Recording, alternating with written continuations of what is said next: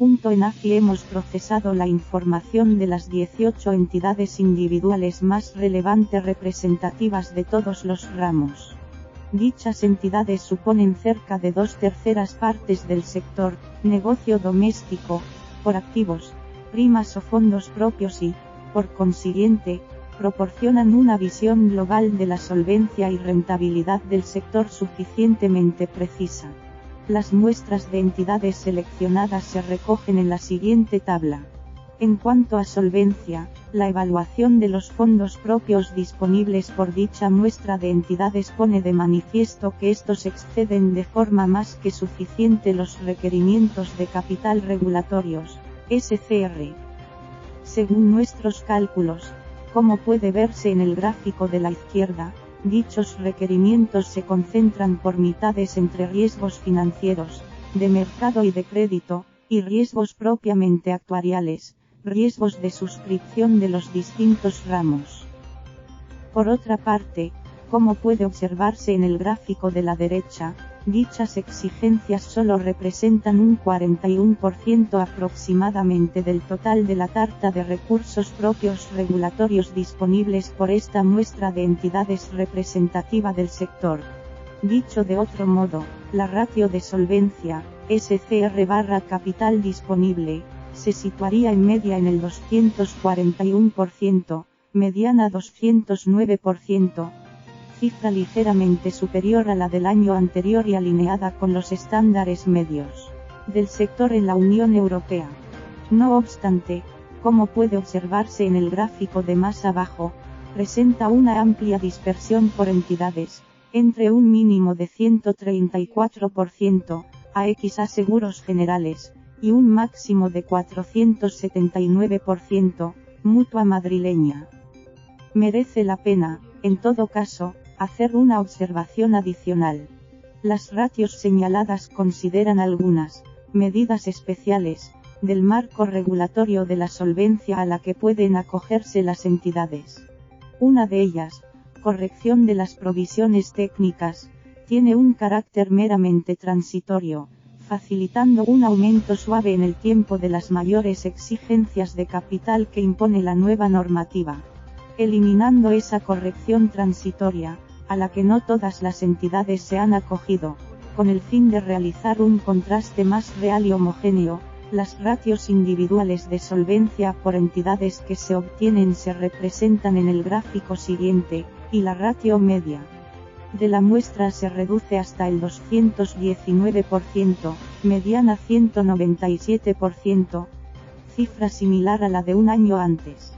En definitiva, el conjunto de las 18 compañías individuales analizadas dispone de un capital que más que dobla, como puede observarse en los dos gráficos siguientes, el que de manera estricta exige el marco regulatorio vigente, incluso excluyendo las mencionadas facilidades a las que transitoriamente pueden acogerse. La publicación del SFCR permite abordar también un análisis de la rentabilidad de las compañías desde una doble vertiente. Por un lado, la visión más convencional que ofrece la ratio del resultado sobre el patrimonio neto del que disponen cada una de las entidades, su ROE.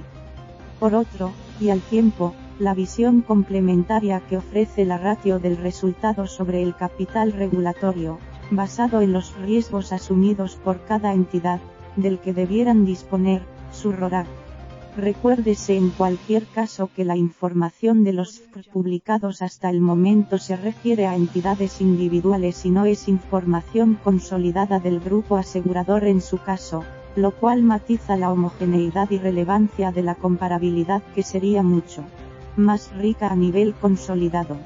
Un primer gráfico, más abajo, recoge el ROE de cada una de las entidades contempladas en el análisis enfrentado a su ratio de solvencia, corregido en este caso de la medida transitoria de provisiones. Es destacable, una rentabilidad media agregada notable para estas 18 entidades del 13,4%. En cualquier caso, es evidente la disparidad de los niveles de rentabilidad por entidades frente a dicha referencia media, con un rango que oscila entre el 4,3% y el 45,6%. La consideración simultánea del ROE y de la ratio de solvencia de una entidad nos permite disponer de una visión de la rentabilidad medida sobre el capital necesario asociado al riesgo incurrido, y no sobre todo el patrimonio neto disponible por la entidad.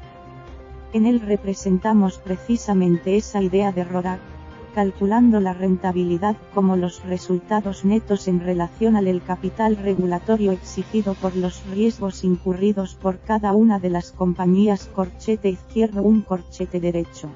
En términos de RORAC se produce, como es lógico, un aumento de la ratio de rentabilidad, hasta el 27,1%, y una reordenación del ranking de las entidades corchete izquierdo corchete derecho, dentro de un amplio rango también entre el 8,4% y el 95,9%. Un segundo gráfico proporciona un mapa que combina las ratios de solvencia, corregida de medidas transitorias, y de rentabilidad, RORAC, de cada una de las 18 entidades aseguradoras individuales consideradas. El grueso de ellas se concentra en torno a los niveles medios antes reseñados para ambos parámetros, si bien algunas de ellas destacan por niveles de solvencia o, alternativamente, por niveles de rentabilidad muy elevados.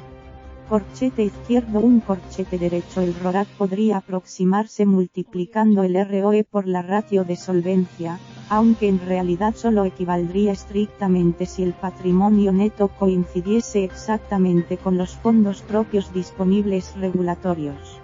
En la mayoría de los casos, pero no en todos, las diferencias no serán muy cuantiosas en orden de magnitud, pero en algunos las diferencias entre los fondos propios regulatorios disponibles y el patrimonio neto pueden ser apreciables. Corchete izquierdo corchete derecho. RORAC mucho más elevado que el ROE en términos relativos en aquellas entidades con mayor exceso de capital o, en definitiva, con mayor ratio de solvencia.